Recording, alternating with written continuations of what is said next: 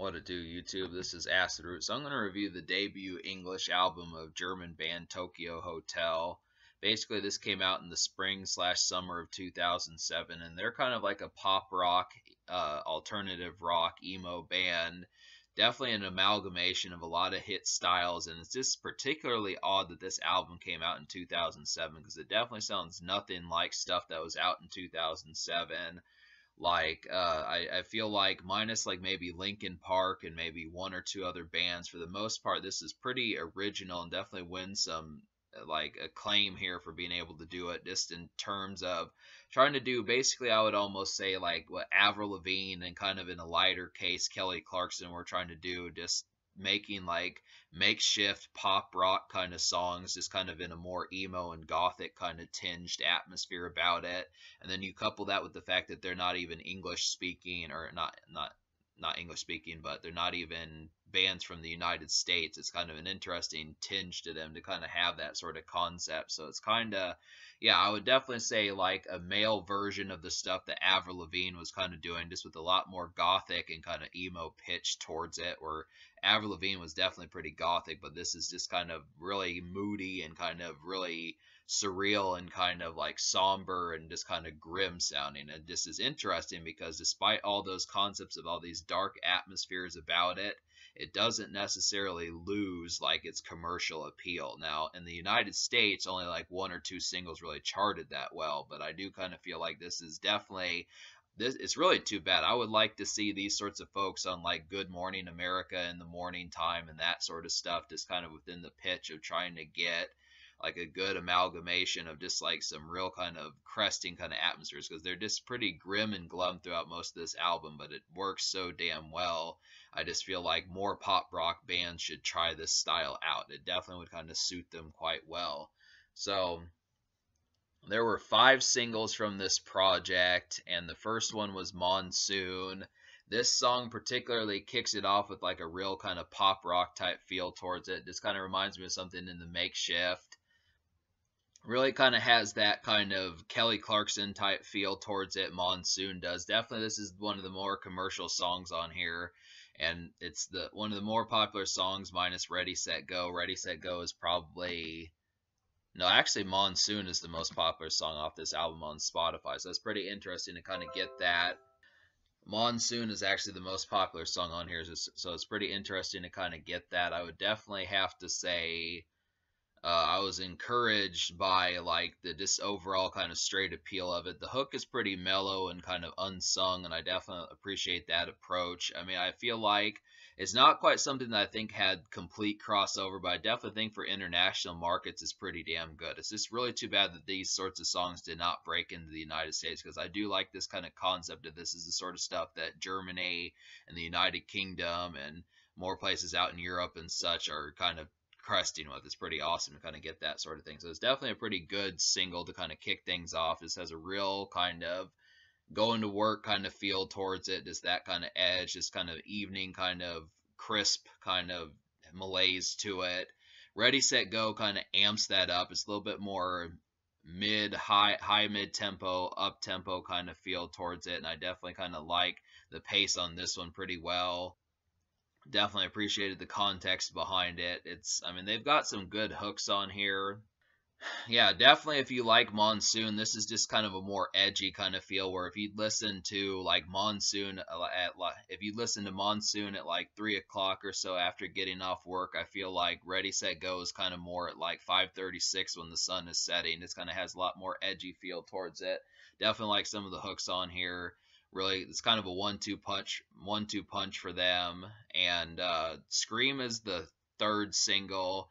I In the past, Jackal Goldkick has kind of showed me this song, and I took an interest to it. But like this song surprised me a couple years ago when Jackal Goldkick showed me this song, and I wanted to kind of focus on it just because this one's different from a lot of the songs on here, where this one kind of has like this one is not quite as makeshift and kind of has a lot more edge towards it, where it just kind of feels like something you'd listen to on a Friday just when you're kind of contemplating things, maybe smoking a blunt, something like that, just kind of a beer in hand, just kind of walking home, something like that, those kind of feels towards it. But the hook is really fiery. I definitely like the hook on Scream. Definitely excellent hook on here.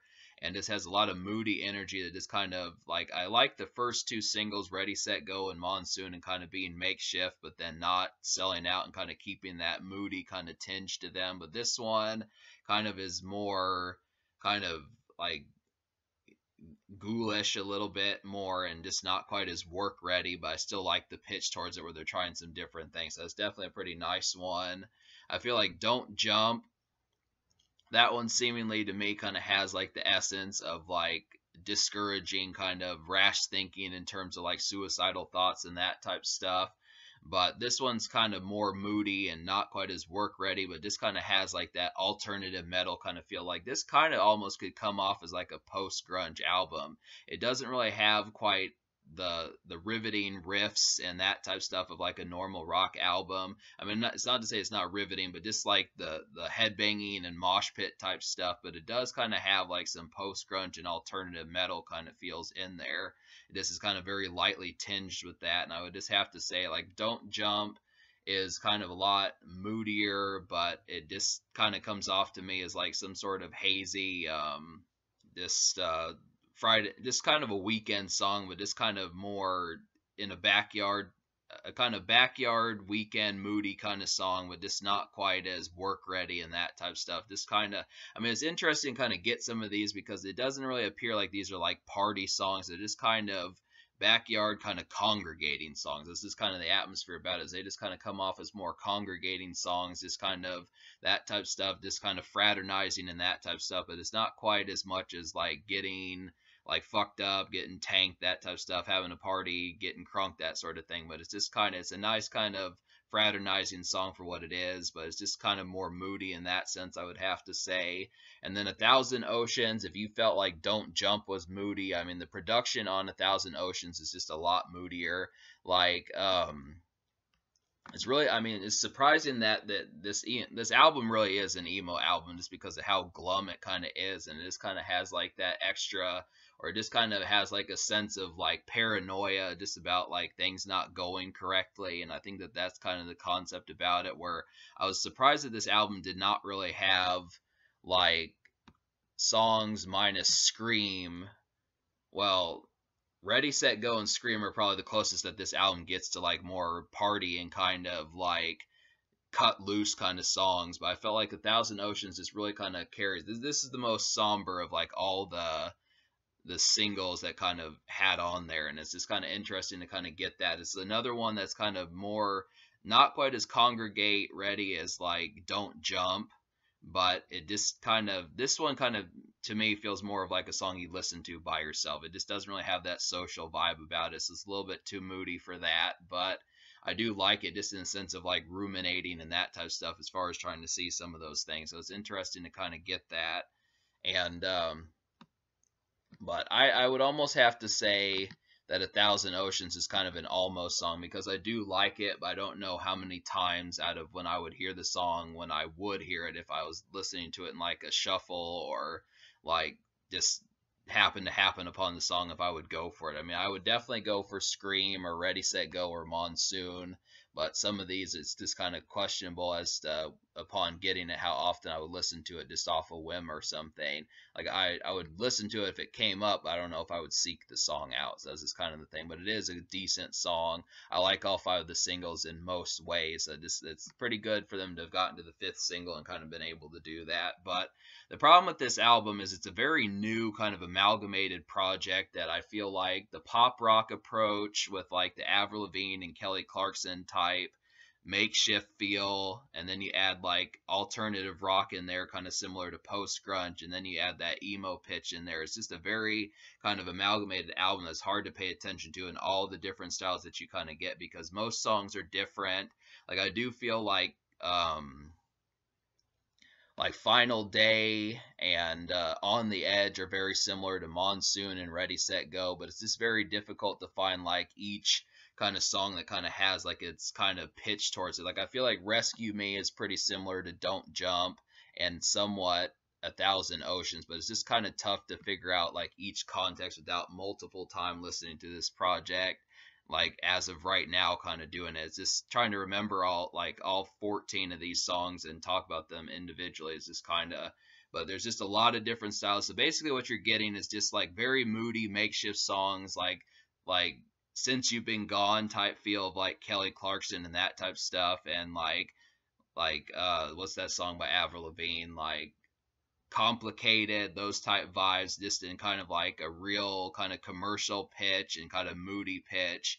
But then you also get like a little bit of post grunge and alternative rock in there, and then you also get like that mixed in with like the typical Blink 182 and like MGK type punk rock type feel towards it. So that's just kind of the context of how some of that kind of works. And I definitely feel like it's pretty nice to kind of get that situation. It's definitely original and wins points for that, but it's just tough to kind of distinguish some of these songs as far as like saying like these are like highlights. I mean, the fact that it had 5 singles definitely arranges for such a thing to be able to say that it's awesome, and there's a lot of good moments to kind of get rave about, but I will say it's kind of lacking on party numbers. It's just not quite as blitzkrieg ready to kind of, it's more of like meant for like work, like kind of a day-to-day kind of going to work, having a regular job kind of feel, and then like congregating, but just kind of in a sense without the context of kind of getting fucked up and that sort of stuff. It's very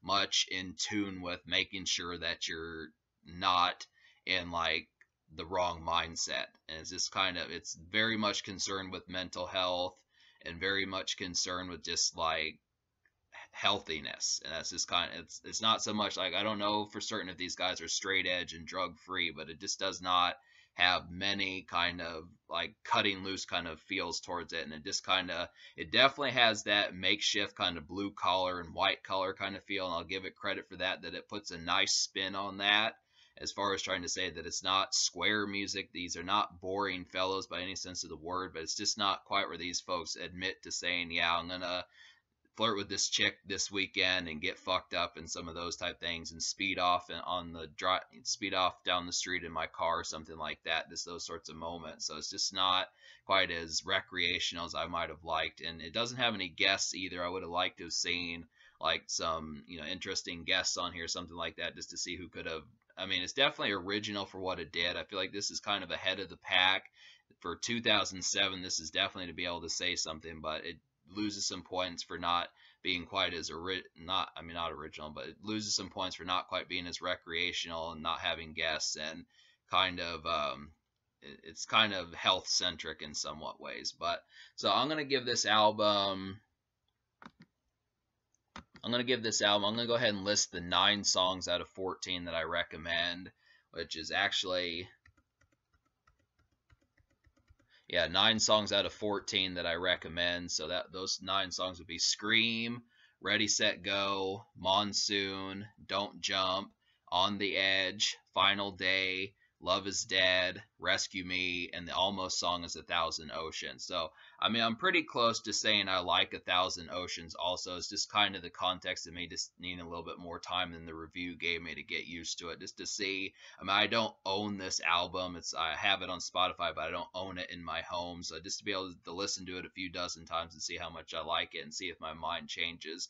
But as of this moment, I kind of feel like it's an almost song. But some of these, like, I feel like some of the rock moments, like on the Edge, and like there's another one on here like Breakaway, I kind of feel like some of the more rock kind of moments didn't suit, and I didn't really enjoy Forgotten Children's kind of pitch towards that one. I mean, some of these really kind of tone in the makeshift. I mean, this album was really trying to be your work toolkit and your day-to-day life circa that time period kind of toolkit, where it's kind of like, hey, you know, this is waking up at 7 a.m. or 10 a.m., going to work to this, and getting off work and going and grabbing like a bite to eat and texting your girl on your phone, that type stuff. Those kind of moments, it's just very much by the book, and it just kind of, I don't know, I kind of wanted to shake them a little bit and say, hey, what's kind of like, I mean, and just by looking at these guys, it's just, it doesn't make sense that it's kind of so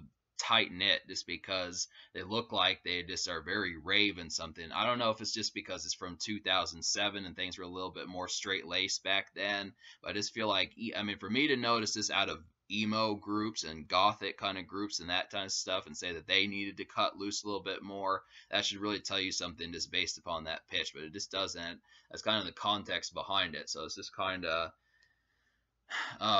but me liking basically out of like 12 songs, I wound up liking 2/3 of the project, 8 out of 12. So me ranking that, but I like 9 out of 14 if you count the bonus 3 songs. And I would say 15 because the Durch de Monsun, which is the monsoon song in a different language, but just because that's basically the same monsoon song. So me liking 9 out of 14 because I didn't like, or I didn't, I liked the Thousand Oceans, but I didn't like Live Every Second. So it's just kind of, there were 4 songs so 8 out of 12. I'll give this album like an 8.25 out of 10. I think that's pretty good, but a 9 out of 14, I'd probably say, yeah, it's about an 8.25 either way you slice this. I think an 8.25 is just a solid bang on the head kind of thing. I just really feel like it's rather good, but I kind of like, I could definitely listen to this in certain settings, but when I have my urge to want to get like cranked or something like that, or it's not like I can still get cranked now, but just underneath the context of if I wanted to kind of get turned up, it just doesn't quite have those moments quite intended. I mean, in some cases it does, but not nearly enough. It needed way more for that, I would have to say. So it's just kind of, it's kind of like having a cool as fuck coworker that you want to kick it with, but they're straight edge or something. And it's like, damn, that's just kind of the concept. I mean, he's fly as fuck, definitely has personality for days. There's some real fun stuff on here, but it's just not quite as, it's very like makeshift. That's just kind of the concept. I mean, it's a pop rock band, so that's of course what they have to do. But it's just kind of like if you would have liked Justin Bieber back in 2010, you would have been like, "Damn, Justin, come smoke this, come hit this swisher or something like that." That's the same kind of pitch that I would have with these guys. But it's just kind of trying to get a pop group to do that is kind of But I mean, they're pretty fly for what they are. I definitely would have to say. So, social score, I will give like a 9 just because they did have several singles and it definitely had some moments. Just in the United States, it's kind of questionable because they didn't have any #1s, but it does have some kind of social moments, at least for congregating, but it's just not quite as party centric as, like I said, but it just kind of happens. I'll still give it a 9 just because it has enough moments for kind of talking and they can get you excited somewhat. So it's just kind of that context. But in terms of the future, like I know Tokio Hotel put out an album just back in like November 2022, so they've been doing stuff recently. I don't know how well they're cresting in the English market still. I don't know how that's kind of going. I'll have to check out more from this group, but for what it is, I do think they have some pretty solitary stuff. Definitely a pretty edgy pop group for what it is, but keep in mind that it's pop.